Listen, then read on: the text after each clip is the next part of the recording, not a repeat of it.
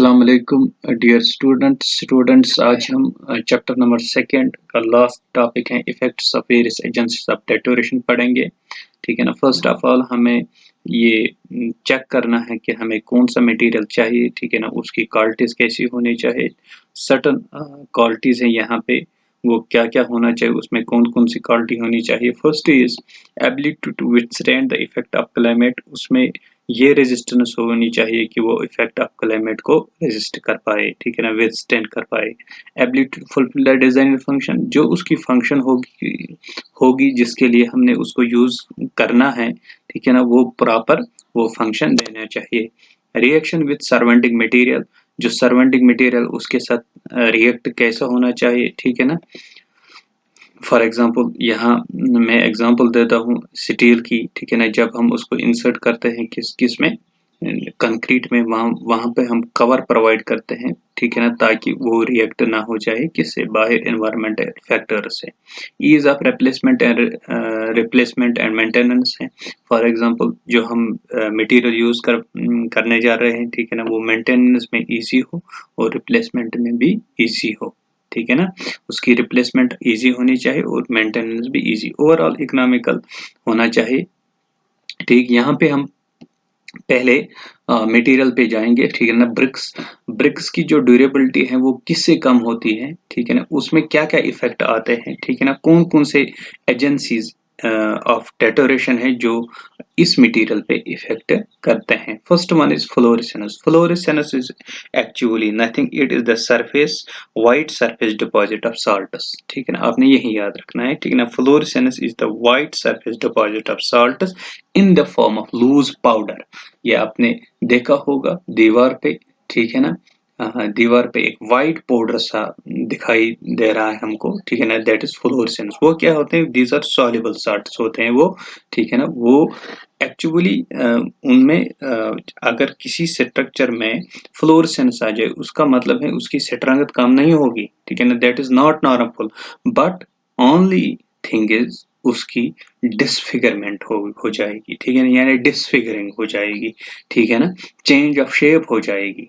ठीक, spelling of external surfaces.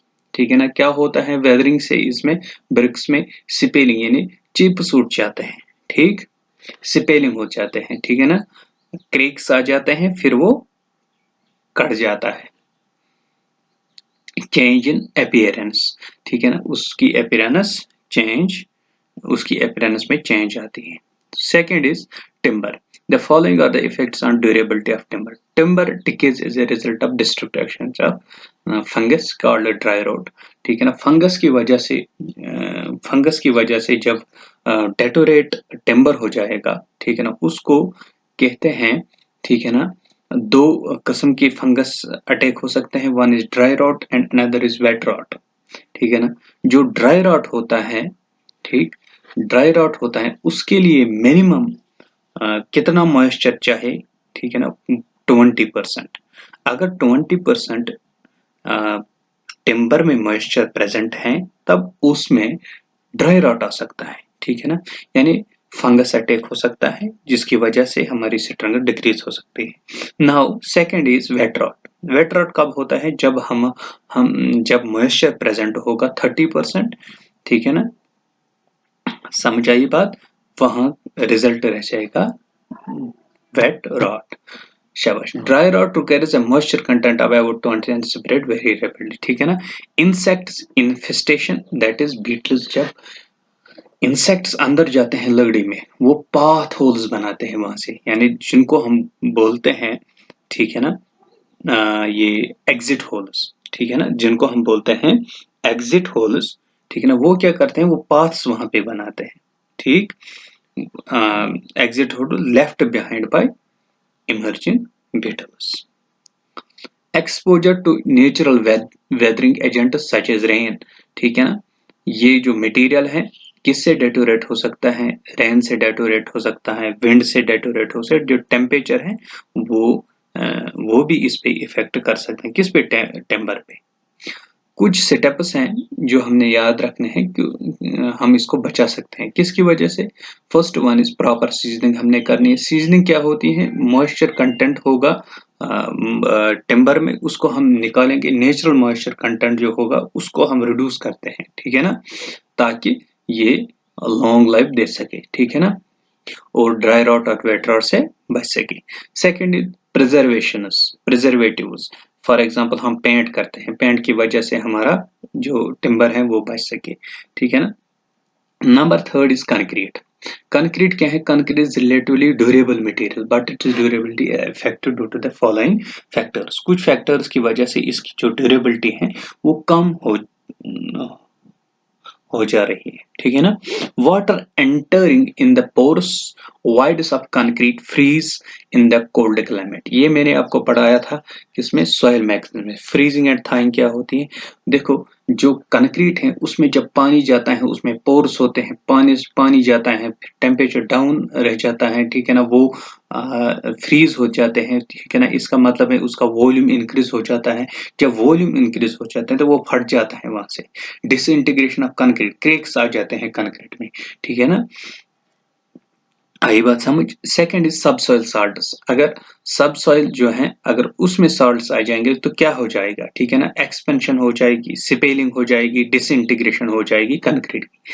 The extent of damage of concrete will depends on amount and types of sulphate present in the ground water and quality. ये भी किस पे depend करेगा? ये भी इस पे डिपेंड करेगा कि हम जो सबसॉइल साल्ट्स हैं वो कौन से प्रेजेंट है, ठीक है ना, क्या वो ज्यादा हार्मफुल है, ठीक है ना, क्या वो अगर कम हार्मफुल है तो कम एक्सपेंशन होगी, कम स्पेलिंग होगी, कम डिसइंटीग्रेशन होगी। अगर ज्यादा हार्मफुल होंगे तब तो ज्यादा डिसइंटीग्रेशन हो सकती है। Number third is alkali AAR, इसको कहते हैं alkali aggregate reaction. Actually alkali aggregate reaction क्या होती है? ये some forms of silica found in aggregate can in the presence of water reacts with alkalis produced from the cement hydration and result in the expansion। कुछ जो silica है aggregate में present होता है, ये रिएक्ट करता है सीमेंट के साथ, यानी अल्कलीज ऑफ सीमेंट के साथ। उसमें ऑलरेडी क्या हमने डाला होता है? पानी, ठीक है ना। उसकी वजह से जब सिलिका एग्रीगेट जो सिलिका प्रेजेंट इन एग्रीगेट होता है वो किसके साथ रिएक्ट हो जाता है? Alkalies of cement in the presence of water. वहां से क्या होती है? Expansion and subsequent damage to concrete, ठीक है ना। AAR जो है ये भी डेटोरेशन कर सकता है, क्योंकि जो सिलिका प्रेजेंट होता है किसमें? एग्रीगेट्स में। जब वो रिएक्ट होता है सीमेंट के साथ, अल्कलीज ऑफ सीमेंट के साथ, ठीक है ना, इन द प्रेजेंस ऑफ वाटर, वहां से एक रिएक्शन प्रोड्यूस होती है, ठीक, जिसकी वजह से हमारा स्ट्रक्चर डैमेज हो सके। Third is corrosion of steel. Corrosion of steel आप समझते होंगे, ठीक है ना, जो बार बार मैं एग्जांपल देता हूं आपको। ठीक, उसकी वजह से क्या है? कंक्रीट की जो ड्यूरेबिलिटी है स्टील की, यानी मटेरियल की जो ड्यूरेबिलिटी है वो कम होती जा रही है। किसकी वजह से? कोरोजन की वजह से। Rusting of steel case cause spelling cracks of concrete. देखो, जब रस्टिंग होती जा रही है, ठीक है ना, जब किसी मटेरियल में रस्टिंग हो जाएगी तब उसमें क्या होता है? एरिया ऑफ स्टील कम होता है। एरिया ऑफ स्टील जब कम हो जाएगा तब उसकी जो लोड बेयरिंग कैपेसिटी कम हो जाएगी। लोड बेयरिंग जब कम हो जाएगी उसमें क्रैक्स आ सके, ठीक है ना, उसमें क्रैक्स, ठीक है ना, क्रैक्स आ सकते हैं, ठीक। This is the effect of corrosion on concrete. Effect of deterioration of concrete can be controlled. Control किससे हम करेंगे? Use optimum water cement ratio, WCR हम ऑप्टिमम करेंगे, यानी बराबर रखेंगे वाटर सीमेंट रेशो, ज्यादा नहीं रखेंगे, कम नहीं रखेंगे, ठीक है ना। Use sound and fresh cement, ठीक। Use durable densely graded and non reactive aggregates, वो हम यूज करेंगे जिसमें AAR नहीं हो जाए, ठीक है ना, जिसमें सिलिका प्रेजेंट ना हो, जिसकी वजह से वो रिएक्ट करता है सीमेंट, अल्कलीज ऑफ सीमेंट के साथ इन द प्रेजेंस ऑफ वाटर, वहां से AAR होता है, ठीक है ना। वैसा मटेरियल हमने यूज करना है जिसमें ये ना हो, ठीक। Provide through a uniform compaction, compaction होनी चाहिए थ्रूली, ठीक। प्रोवाइडिंग प्रॉपर क्यूरिंग, क्यूरिंग होनी चाहिए प्रॉपरली, यानी पानी इसको नियर अबाउट 28 डेज रखना ही है, मिनिमम 7 डेज, ठीक। डियर स्टूडेंट्स, फोर्थ पे चलते हैं, दैट इज मेटल्स। ठीक है ना, मेटल्स भी ड्यूरेबल मटेरियल हैं। ठीक, मेटल्स में देखेंगे हम, अगर इसकी स्टील की बात करेंगे, कास्ट आयरन की बात करेंगे, ठीक है ना, पाइप्स की बात करेंगे जो कास्ट आयरन से बने होते हैं। ठीक, इसमें क्या होता है, एक्चुअल कौन सा इफेक्ट ज्यादा आता है, कौन सी एजेंसी ज्यादा इस पे इफेक्ट करते हैं, दैट इज कोरोजन।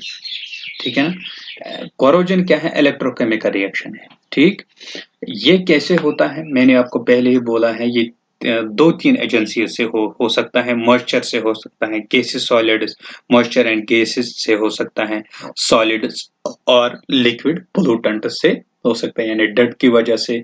मैंने पहले लेक्चर में बोला था आपको, जब डर्ट किसी सरफेस पे पड़ जाती है, ठीक है ना, वहां से वो मॉइस्चर गेन करता है, ऑक्सीजन तो है ही वहां पे, तो वहां वो मतलब रिएक्ट करती है मटेरियल के साथ, रिजल्ट क्या आ जाता है, कोरोजन। ठीक, अब जब हम माइल्ड स्टील यूज करते हैं हमारे स्ट्रक्चर्स में, ठीक है ना, स्टील जो है उसमें भी कोरोजन आ सकता है।